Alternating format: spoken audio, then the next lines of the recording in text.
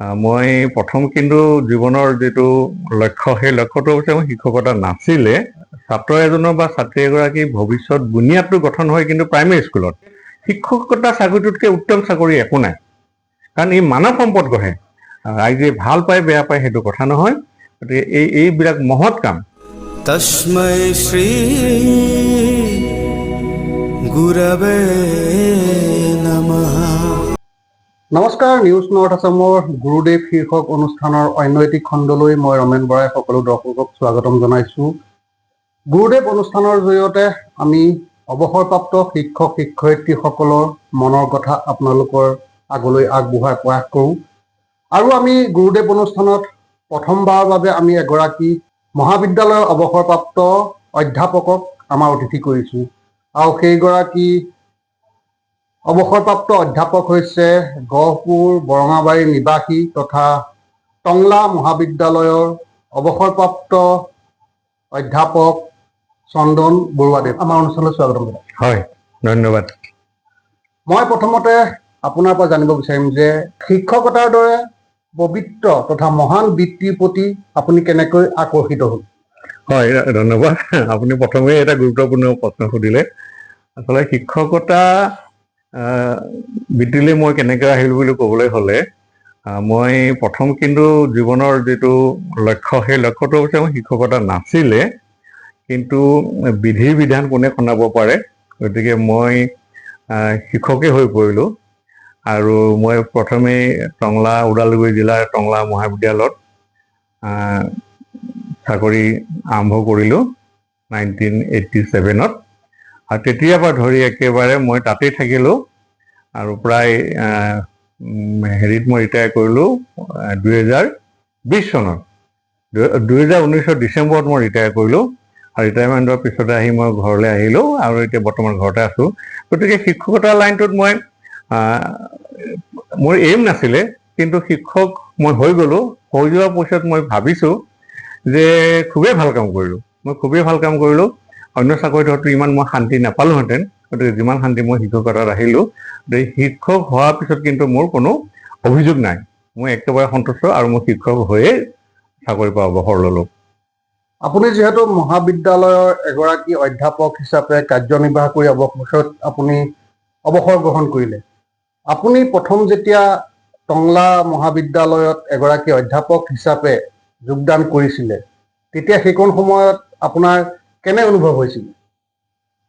চাকৰিত জইন কৰিবলৈ যাওঁতে অলপ মই চিন্তিত হৈছিলোঁ, কাৰণ ওদালগুৰি জিলাৰ মোৰ বৰ বেছি জ্ঞান নাছিলে। আমাৰ ইয়াৰে অৱশ্যে এগৰাকী বাইদেউ আছিলে, তেখেতৰ ঘৰতে গৈ উপস্থিত হ'লোঁ ইণ্টাৰভিউ দিবৰ সময়ত। তাৰপিছত ইণ্টাৰভিউ দিলোঁ, ইণ্টাৰভিউ দি পেলাই চাকৰিটো পালোঁ। প্ৰথম অৱস্থাত মই অলপ এটা ভয়ো আছিলে, অস্বস্তিও আছিলে। নজনা ঠাই এডোখৰলৈ গ'লোঁ, অসমৰ ভিতৰতে, কিন্তু ওদালগুৰি জিলাৰ লগত বা টংলাৰ লগত তেনেকুৱা আমাৰ আহ-যাহ নাছিলে। কিন্তু খুব কম সময়ৰ ভিতৰতে মই ঠাইডোখৰ মোৰ ভাল লাগি গ'ল, ছাত্ৰ ছাত্ৰীসকলক ভাল লাগি গ'ল, আৰু সেইকাৰণে মই ক'বলৈ গ'লে তাৰ পৰা মই ট্ৰেন্সফাৰেই নিবিচাৰিলোঁ। ইমান ভাল লাগি গ'ল যে মই ট্ৰেন্সফাৰেই নিবিচাৰিলোঁ, আৰু গোটেই শিক্ষকতা জীৱনটো মই চাকৰিকালটো তাৰ পৰাই কটাই পেলাই ৰিটায়াৰ কৰিলোঁ। আপুনি টংলা মহাবিদ্যালয়ত অধ্যাপক হিচাপে যোগদান কৰাৰ আগত যি বাছনি প্ৰক্ৰিয়া হয়, সেই প্ৰক্ৰিয়াত কেনেদৰে অৱতীৰ্ণ হৈছিল? তেওঁলোকে আছাম ট্ৰিবিউনত এডভাৰটাইজ দিছিলে। এডভাৰটাইজ দিওঁতে মই এডভাৰটাইজটো পাই পেলাই মই দৰ্খাস্তখন লৈ গ'লোঁ এই প্ৰিন্সিপালৰ গুৰিলে। আৰু তেতিয়া অৱশ্যে মোৰ প্ৰিন্সিপাল যিজন আছিলে সদ্য ৰমাকান্ত বৰুৱা, তেখেত এতিয়াও জীৱিত।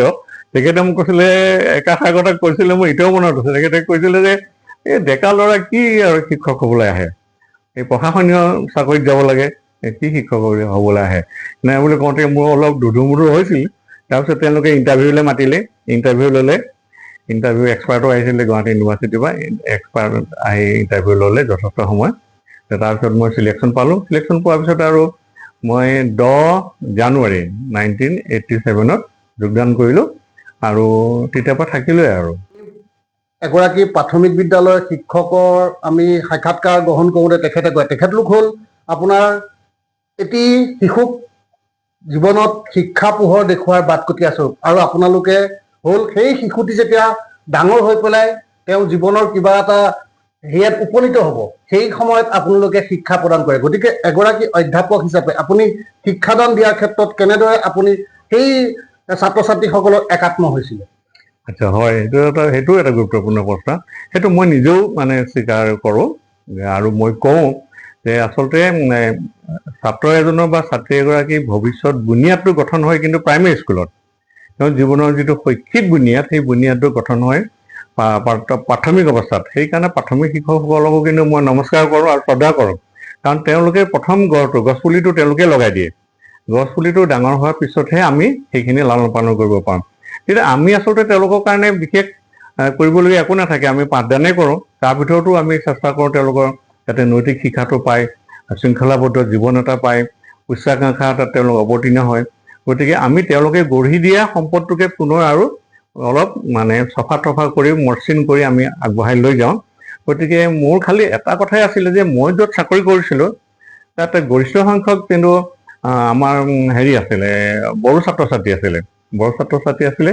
গতিকে আমি প্ৰথমে অলপ মই ভয়ো খাইছিলোঁ।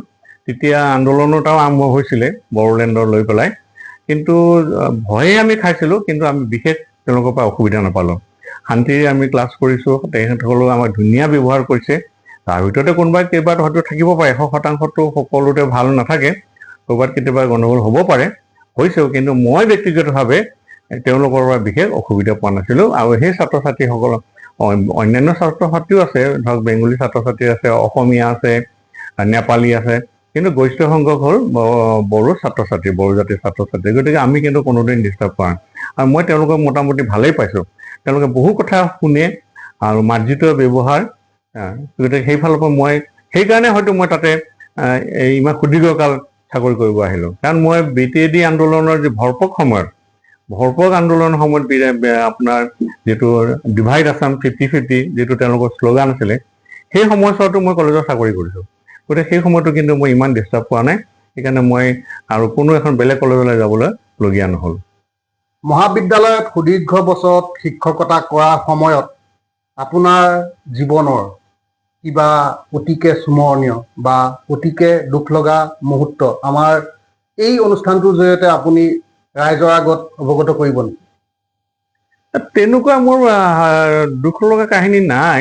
দুখ লগা কাহিনী যিবিলাক কাহিনী এইবিলাক সৰু সুৰা, এই ধৰক পৰীক্ষা সময়ত যেনিবা অলপ পৰীক্ষা দিওঁতে অলপ কেতিয়াবা ডিষ্টাৰ্ব হয়, সেইটো চবতে হয়তো। এতিয়া টংলা বুলি ক'ব নোৱাৰি, পৰীক্ষাৰ সময়ত ল'ৰা ছোৱালী কিছুমানে আমাক বেয়া পায়, তেনেকুৱা ধৰণৰ ঘটনা হয়। এইবিলাক মই খুব মেজৰ বুলি নাভাবোঁ, যিহেতু সেই ধৰণৰ পৰীক্ষাৰ সময়ত অলপ খেলি মেলি হোৱা কথাটো কিছুমান ছাত্ৰ ছাত্ৰীয়ে ধৰক কিবা অসৎ উপায় অৱলম্বন কৰিব বিচাৰে, তেওঁলোকক বাধা দিলে তেওঁলোকে বেয়া পায়। কিন্তু মোটামুটি তেনেকুৱা কোনো খুব বিক্ষিপ্ত ঘটনা হোৱা নাই। আৰু মই খালি এটা কথাই মই মোৰ লগৰীয়াসকলকো ক'ব বিচাৰোঁ, যিসকলে তেনেকুৱা ভিতৰুৱা অঞ্চলত চাকৰি কৰে, আচলতে যি ঠাইত চাকৰিটো কৰে সেই ঠাইখন আপোন কৰি ল'ব পাৰিব লাগে। আৰু সেইকাৰণে এটা কথা কৈছে যে কৰ্মস্থানেই জন্মস্থান। গতিকে মই যে ঘৰতে ভাত খাই চাকৰিটো কৰিম সেইটো নহয়, য'তেই মই চাকৰিটো পাওঁ সেই জেগাকৰণে মই মোৰ জন্মস্থানৰ দৰে যদি মই ভাবোঁ, তেতিয়াহ'লে তাত মোৰ কিন্তু একো অসুবিধা নহয়, বিপদ নহয়। আৰু সেই নীতিটোৱে মই সৰুগত কৰি পেলাই মই চাকৰি কৰিছিলোঁ। সেইকাৰণে টংলা জনসাধাৰণৰ লগত মই যথেষ্টভাৱে মানে সংপৃক্ত হৈ গৈছিলোঁ। মই আপোনাৰ তাতে ভলীবল খেলাত জড়িত হ'লোঁ, ফুটবল খেলাত জড়িত হ'লোঁ, তাৰপিছত সাংস্কৃতিক জগতত জড়িত হ'লোঁ। ক্ৰীড়া জগতৰ ভিতৰত মই আপোনাৰ বেডমিণ্টন খেলা মোৰ ভাল পাওঁ। গতিকে তাত এখন বেডমিণ্টন ক্ৰীড়া মানে আমি ষ্টেডিয়ামো বনালোঁ নিজৰ পইচাৰে কেইবাজনো তুলি পেলাই। তাত মই 6 বছৰ সেই টংলা বেডমিণ্টন সংস্থাটোৰ মই সভাপতি হিচাপে থাকিলোঁ। তাৰ বিহুমেলাৰ মই ছেক্ৰেটেৰীও হ'লোঁ, নাটকো কৰিলোঁ 3খন। গতিকে বিহুৰ কাৰ্যসূচী মই ছেক্ৰেটেৰী থকাৰ উপৰি পৰৱৰ্তী সময়ত মই বিহু কমিটিৰ অডিটৰো হ'লোঁ। এই গোটেই কামবিলাকৰ জৰিয়তে মই আচলতে ৰাইজখনৰ লগত মই সম্পৃক্ত হৈ পৰিলোঁ। আৰু সেইকাৰণে হয়তো মই বিশেষ একো অসুবিধা নাপালোঁ। আৰু মই এতিয়া সেইটোৱে ক'ম যে যিসকলে দূৰত চাকৰি কৰে, যি ঠাইত চাকৰি কৰে, সেই ঠাইডোখৰক আপোন বুলি ল'লে তেওঁৰ আৰু বিশেষ অসুবিধা নহ'ব বুলি মই ভাবোঁ। একেখন বিদ্যালয়তে সুদীৰ্ঘ বছৰে আপুনি শিক্ষকতা কৰি অৱসৰ গ্ৰহণ কৰিছে। গতিকে আপুনি এগৰাকী সফল অধ্যাপক হিচাপে সেইটো আমি অনুমান কৰিব পাৰিছোঁ। কিন্তু আপোনাৰ নিজৰ দৃষ্টিভংগীত আপুনি নিজকে কিমান সফল বুলি ভাবে? আমি শিক্ষক মই বা শিক্ষক শ্ৰেণীটো আচলতে সফলতা অসফলতাটো ছাত্ৰ ছাত্ৰীয়ে নিৰূপণ কৰে, ছাত্ৰ ছাত্ৰীৰ লগতে অভিভাৱকসকলে। গতিকে মই নিজকে সফল বুলি কেতিয়াও ক'ব নোৱাৰোঁ। সেইটো চাৰ্টিফিকেট মই নিজে চাৰ্টিফিকেট দিব নোৱাৰোঁ। মোৰ চাৰ্টিফিকেটটো মই য'ত চাকৰি কৰিছিলোঁ তাৰ ছাত্ৰ ছাত্ৰীয়ে দিব পাৰিব, তাৰ অভিভাৱকসকলে দিব লাগিব। কিন্তু মই নিজে সফল হৈছিলোঁ বুলি এইকাৰণে ভাবিছোঁ, কাৰণ ইমান এটা মানে ধৰক ডিষ্টাৰ্ব এৰিয়া আছিলে, বহুদিন তাত ডিষ্টাৰ্ব হৈ আছিলে BTC গঠন হোৱাৰ আগত। গতিকে সেই সময়তো যেতিয়া মই তাত সুন্দৰকৈ চাকৰি কৰি আহিব পাৰিলোঁ, কোনো ধৰণৰ কোনো দুৰ্ঘটনা নহ'লে, সেইকাৰণে মই ভাবিছোঁ চাগে ৰাইজে মোক আদৰি লৈছে, ছাত্ৰ ছাত্ৰীও ভাল পাইছে। সেইটোৱে মই এটা চাৰ্টিফিকেট মই ভাবোঁ। এই যে মই যে আপোনাক ক'লোঁ এটা বেডমিণ্টন ক্ৰীড়াৰ এটা ষ্টেডিয়াম বনালোঁ, তাত 6 বছৰ মই সভাপতি হৈ থাকিলোঁ একেৰাহে। 3খন নাটক কৰিলোঁ, নাট্য সন্মিলন গঠন কৰিলোঁ, শিল্পী সমাজৰ আৰু আদৰি ল'লে, তাতো মই মুখ্য উপদেষ্টা হ'লোঁ। গতিকে বিহুতো মই জড়িত হ'লোঁ, বিহু বিত্ত সম্পাদক হ'লোঁ, বিহু অডিটৰ হ'লোঁ। তো মই ভাবোঁ ইমান দূৰৰ পৰা গৈ পেলাই যেতিয়া মই সেইখিনি তাত মোক ৰাইজে আদৰি ল'লে, মই ভাবিছোঁ সেইটোৱেই মোৰ চাৰ্টিফিকেট, সেইটো চাৰ্টিফিকেট। আৰু শৈক্ষিক চাৰ্টিফিকেটটো ছাত্ৰ ছাত্ৰীয়ে দিব পাৰিব, মই দিব নোৱাৰোঁ। কিন্তু মই এক কথাত ক'ব পাৰোঁ যে মই তাত চাকৰি কৰি বেয়া পোৱা নাছিলোঁ, মই ছাত্ৰ ছাত্ৰীকো বেয়া পোৱা নাই, সমাজখনকো বেয়া পোৱা নাই। আৰু সেইটো মই ভাবিছোঁ চাগে মোৰ কিবা এটা গুণ আছিলে, যিটো কাৰণে মোক ৰাইজে আদৰি ল'লে, আৰু মই সুন্দৰকৈ প্ৰায় 32টা বছৰ চাকৰি কৰি মই ঘৰলৈ ঘূৰি আহিব পাৰিলোঁ। এগৰাকী শিক্ষক হওক, অধ্যাপক হওক, তেওঁ বিদ্যালয়খন বা মহাবিদ্যালয়খনৰ প্ৰতিগৰাকী ছাত্ৰ ছাত্ৰীয়ে তেখেতৰ প্ৰিয়। কিন্তু তাৰ মাজতো একাংশ ছাত্ৰ ছাত্ৰী আছে যি সেই শিক্ষক বা অধ্যাপকগৰাকীৰ মনত এক বেলেগ সাজ এটা বহুৱাবলৈ সক্ষম হয়। গতিকে আপোনাৰ তেনেকুৱা কিবা ছাত্ৰ আছে নেকি যাৰ কথা আপুনি ক'ব পাৰিব? ভাল ছাত্ৰ ছাত্ৰীটো বহুতেই পাইছোঁ। মোৰ যিটো ডিপাৰ্টমেণ্ট হিষ্ট্ৰী আছিলে, হিষ্ট্ৰী মেজৰ লোৱা ছাত্ৰ ছাত্ৰী বহুত পাইছোঁ। আৰু এটা কথা মই ইয়াত ক'বলৈ পাহৰি গৈছোঁ, মই কলেজৰ ষ্টুডেণ্টক 3বাৰ মই অসমৰ বাহিৰলৈ এক্সকাৰ্ছন লৈ গৈছোঁ। ফুৰাই মেলি আনিছোঁ, উত্তৰ ভাৰত দক্ষিণ ভাৰত ফুৰাই মেলি আনিছোঁ। গতিকে তাৰমানে মোক তেওঁলোকে কিয় বাছি ল'লে, মোৰ সেইটো মনত এটা প্ৰশ্ন জাগিব লাগিব। কাৰণ যে 3বাৰকৈ এক্সকাৰ্ছন ল'লে, এখন কলেজতো বহু অধ্যাপক থাকে, অধ্যাপিকা থাকে, তাৰ ভিতৰতে যে মোক তেওঁলোকে যে বৰুৱা ছাৰ আমাৰ লগত গ'লেই হ'ব এই কথাটো কেলৈ ক'লে, বা মোৰ লগত গ'ল। গতিকে সেইবিলাক মোৰ কাৰণে এখন চাৰ্টিফিকেট বুলি ভাবিছোঁ মই। লিখিত চাৰ্টিফিকেট নহয়, কিন্তু অলিখিত চাৰ্টিফিকেট হ'লেও সেইবিলাক মই চাৰ্টিফিকেট মই ভাবোঁ। আৰু ছাত্ৰ ছাত্ৰীক কেতিয়াবা মই ক'লোঁ, এই বিক্ষিপ্ত ঘটনা একো নাই, কেতিয়াবা পৰীক্ষাৰ সময়ত তেওঁলোকে অলপ আমাক বেয়া পায়, মোকেই বুলি নহয় বহুতকো বেয়া পায়। কিছুমান ছাত্ৰ ছাত্ৰীয়ে অলপ পৰীক্ষাত ধৰক সকলো কলেজতে বা অনুষ্ঠানতে অসৎ উপায় অৱলম্বন কৰিব বিচাৰে। আমি আৰু সেইটোতো চাই থাকি পেলাই অন্ধ হ'ব নোৱাৰোঁ, গতিকে বাধা দিওঁ। সেই বাধা দিলে তেওঁলোকে অলপ বেয়া পায়। তাৰ বাহিৰে কিন্তু মোৰ জীৱনত কোনো ধৰণৰ মানে তাতে একো বিক্ষিপ্ত ঘটনা হোৱা নাই। মোক সকলোৱে আদৰি লৈছে। মই ক'লোঁ নহয়, মই কলেজৰ অধ্যাপকসকলক লৈ নাট্য সন্মিলন গঠন কৰিলোঁ। কলেজৰ প্ৰিন্সিপালক মই নাটকলৈ লৈ আহিলোঁ। প্ৰিন্সিপালক সংগঠন কৰি প্ৰিন্সিপালে নাটক মোৰ লগত কৰিলে, আৰু বহু ৰিটায়াৰ্ড মানুহক লৈ পেলাই নাটক কৰিলে। গতিকে সেইকাৰণে মোৰ টংলাৰ জনজীৱন, শৈক্ষিক জীৱন, সকলোৰে স্মৃতিবিলাক কিন্তু মোৰ আজিও সুন্দৰ বুলি মই অনুভৱ কৰোঁ। এতিয়াও ক'লে যে মোক মাতে, কিবা অনুষ্ঠান হ'লে মাতে। অলপতে এটা কিবা PhD সম্বৰ্ধনা অনুষ্ঠান আছিলে, ডক্টৰেট পোৱা, তাতো মোক মাতিলে, মই গৈ আহিলোঁ। তেতিয়াও তেওঁলোকে মোক বহুত কথাই কৈছে, ভাল ভাল কথা কৈছে।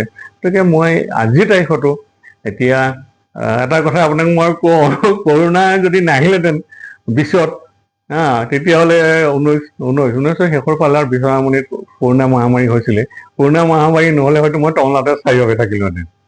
কৰোণা মহামাৰীৰ কাৰণে অলপ ঘৰলৈ আহিলোঁ, আহি পুনৰ নিজৰ ভেটিটোলৈ আহি পেলাই আকৌ ইয়াত ৰাইজৰ মাজত সোমাই পৰিলোঁ। সোমাই পোৱাৰ কাৰণে ভাল লাগি গ'ল আৰু থাকিয়ে গৈছোঁ। আৰু 32 বছৰ কাল অধ্যাপক হিচাপে কাৰ্যনিৰ্বাহ কৰাৰ সময়ত আপুনি কিবা তেনেধৰণৰ ৰাজহুৱা স্বীকৃতি লাভ কৰিবলৈ সক্ষম হৈছিল নেকি? এই সন্মান কিবা পাইছিলোঁ যদিও পাহৰিলোঁ বাৰু। কিন্তু মই এইটো কথা ক'লোৱেই আপোনাক যে মই ধৰক গহপুৰ বঙাইগাঁৱৰ পৰা গৈ টংলাত জেগাডোখৰত এই যে ক'লোঁ নাট্য সন্মিলন গঠন কৰিলোঁ, নাটক কৰিলোঁ, ক্ৰীড়া সন্থাত যোগদান কৰি পেলাই মই বেডমিণ্টন সংস্থাটোৰ 6 বছৰ সভাপতি হৈ থাকিলোঁ। বিহুৰ দায়িত্ব পালোঁ, বিহু অডিটৰ হ'লোঁ, শিল্পী সমাজৰ লগত থাকিলোঁ। গতিকে সেইদিনাখনো মোক শিল্পী সমাজে মাতিছিলে, মই যাব নোৱাৰিলোঁ। এনেকৈ এই কথাবিলাকৰ দ্বাৰাই মই ভাবিছোঁ কোনোবাই লিখিত চাৰ্টিফিকেট নিদিলেও সেইখিনি মোৰ কাৰণে চাৰ্টিফিকেট। আজি এতিয়া ধৰক বিভিন্ন অনুষ্ঠানে চাৰ্টিফিকেট দিয়ে, কিন্তু সেই সময়ত চাৰ্টিফিকেট দিয়াৰ ইমান কালচাৰটো নাছিলে। কিন্তু মানুহৰ মোৰ লগত যিটো সহযোগ, সেই সহযোগটোৱে মই মোৰ কাৰণে প্ৰত্যেকখন চাৰ্টিফিকেট একোখন চাৰ্টিফিকেট বুলি মই ভাবিছোঁ। আমি সততে দেখোঁ যে এখন মহাবিদ্যালয়ৰ অধ্যাপক অধ্যাপিকাসকলে সাহিত্য চৰ্চা কাব্য চৰ্চাৰ প্ৰতি এক সুকীয়া তেওঁলোকৰ পৰিচয় থাকে। গতিকে আপোনাৰ তেনেকুৱা কিবা আছে নেকি? মই মেইনলি আচলতে মোৰ ক্ৰীড়াৰ লগত জড়িত। মই ভলীবল খেলা মোৰ খুব প্ৰিয়। ভলীবলত মই ইণ্টাৰ ডিষ্ট্ৰিক্ট পৰ্যন্ত খেলিছোঁ। বেডমিণ্টন খেলা মোৰ খুব প্ৰিয়। গতিকে সাহিত্যটো মোৰ পিছত আহিলোঁ। এতিয়া মই নিজৰ স্থানীয় শাখা সাহিত্য পূৰবী সাহিত্য সমাজৰ মই এতিয়া সভাপতি দায়িত্ব পালোঁ।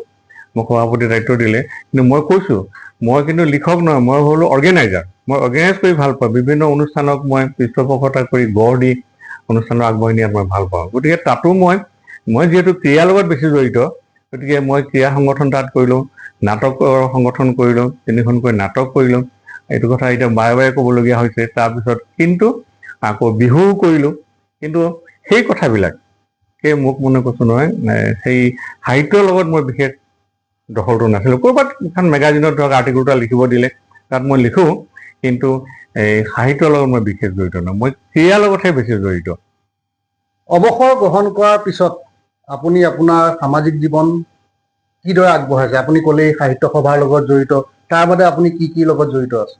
বৰ্তমান সময়ত ইয়াত মই ৰিটায়াৰমেণ্টৰ পিছত আহি পেলাই এতিয়া প্ৰথম হ'লোঁ মই জ্যেষ্ঠ নাগৰিক। কাৰণ 60 বছৰ হোৱাৰ লগে লগে আৰু ৰিটায়াৰ হোৱাৰ লগে জ্যেষ্ঠ নাগৰিক। গতিকে মই ইয়াত জ্যেষ্ঠ নাগৰিক আমাৰ এটা সংস্থা আছে, বিশ্বনাথ জিলাৰ জ্যেষ্ঠ নাগৰিক সন্মিলন, সদৌ অসম জ্যেষ্ঠ নাগৰিক সন্মিলনৰ স্বীকৃতিপ্ৰাপ্ত জিলা।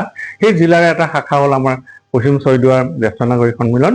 গহপুৰ সমষ্টিটোক দুভাগ কৰিছে, পূব ছয়দুৱাৰ জ্যেষ্ঠ নাগৰিক সন্মিলন আৰু পশ্চিম ছয়দুৱাৰ জ্যেষ্ঠ নাগৰিক সন্মিলন। এই পশ্চিম ছয়দুৱাৰ জ্যেষ্ঠ নাগৰিক সন্মিলনৰ মই বৰ্তমান দ্বিতীয়বাৰ কাৰ্যকালৰ কাৰণে সম্পাদক হৈ আছোঁ।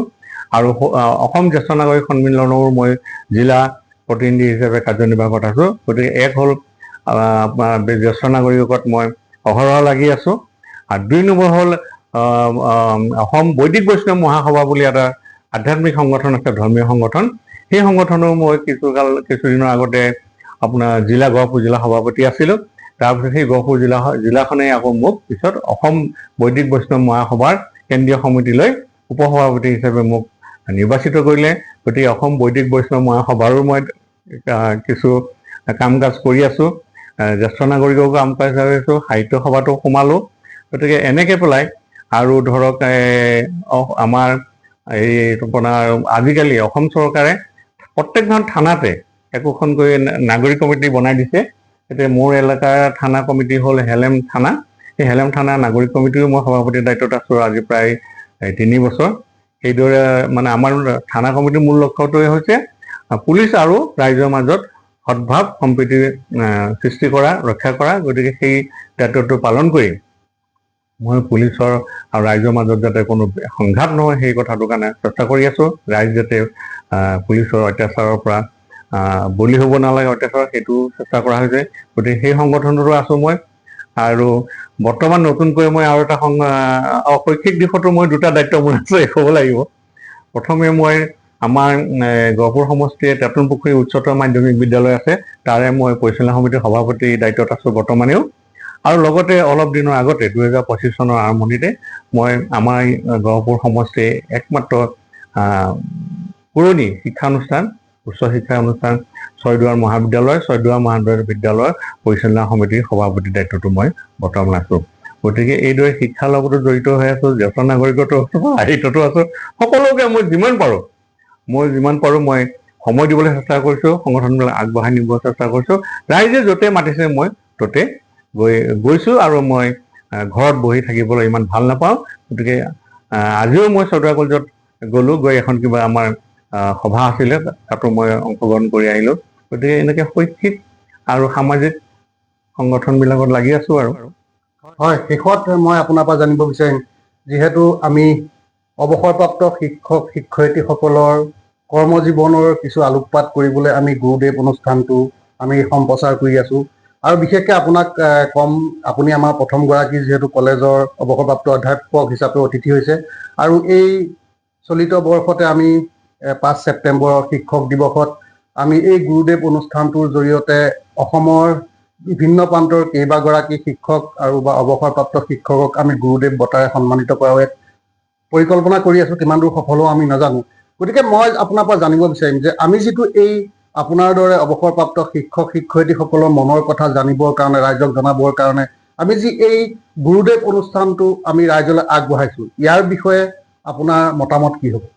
এটা অতি সুন্দৰ পদক্ষেপ। মই কৈছোঁৱেই, মই এইখিনিতে আপোনাক এটা কথা কৈ থওঁ যে কোনোবাই যদি মোক সোধে যে চাকৰি হিচাপে কোনটো চাকৰি ভাল, চাকৰিটো বহুত আছে চৰকাৰত বা বিভিন্ন বিনা চৰকাৰী, কিন্তু মই ক'ম যে শিক্ষকতা চাকৰিটোতকৈ উত্তম চাকৰি একো নাই, কাৰণ ই মানৱ সম্পদ গঢ়ে। আৰু দ্বিতীয়টো মই ক'ম হ'ল চিকিৎসা সেৱা। চিকিৎসকে মানুহক নতুন জীৱন দান দিয়ে কেতিয়াবা। গতিকে এই দুটা চাকৰিয়ালসকলৰ ভিতৰত মই শিক্ষকতা, যিকোনো শিক্ষক, প্ৰাইমেৰীৰ পৰা ধৰি কলেজ লেভেল, ইউনিভাৰ্চিটি লেভেল, সকলো শিক্ষককে মই শ্ৰদ্ধা কৰোঁ আৰু শিক্ষকতা বৃত্তিটো মই অতি সৰ্বোচ্চ উত্তম বুলি ভাবোঁ। আৰু 2 নম্বৰ চিকিৎসা সেৱা, সেইটো এটা ৰাইজৰ কাৰণে এটা ভাল সেৱা।